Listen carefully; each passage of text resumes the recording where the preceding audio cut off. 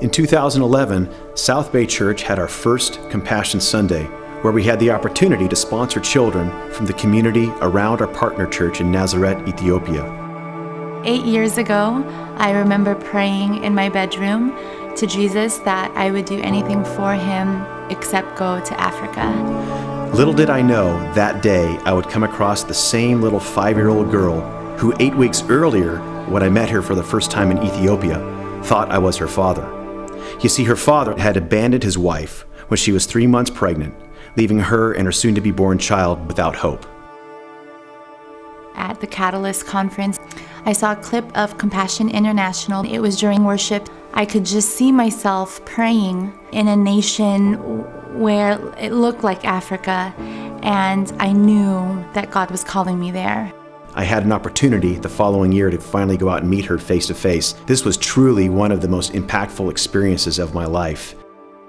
But what really struck me was when her mother handed me a letter. I was scared. I was scared that I wasn't able to go. I was scared, but the co-leader and the leader of this trip encouraged me on 2 separate occasions to indeed step out in faith.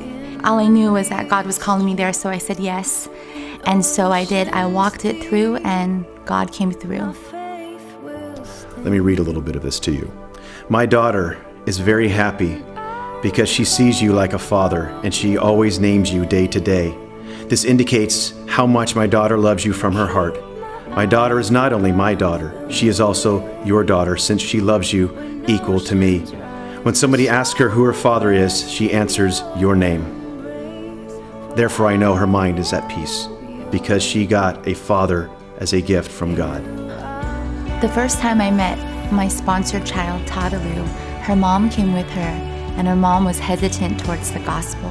But after spending 6 hours with our team, she really experienced God's love in a powerful way that by the end of the day, she said she wanted to accept Jesus into her heart. And she said by the end of the day, because she never knew love like that before, she wanted to accept Jesus into her heart. I recently read a quote about extravagant love.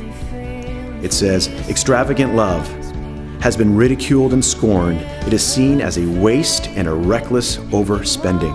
But extravagant love, the offering of everything, the emptying of the pockets of our life, is the essence of true Christianity. It was extravagant love that caused Jesus to give up his throne in heaven and give us the gift of eternal life at the expense of his own life." And that's what Ethiopia meant for me. It wasn't just because this was my first international missions trip and because I was going to Africa. The big deal about this trip was that I wasn't open to going before, and then God changed my heart and I chose to go. And so I knew that to me it represented a life fully surrendered to him. South Bay Church family, will you join us as we impact Ethiopia and other nations with the love of Jesus? Join us in 2014 and love extravagantly with your time, love extravagantly with your resources, and love extravagantly with your life. I visited the places where my family is from, but when I went to Ethiopia, I felt like my heart was born in that nation. Yeah. God bless you, South Bay Church.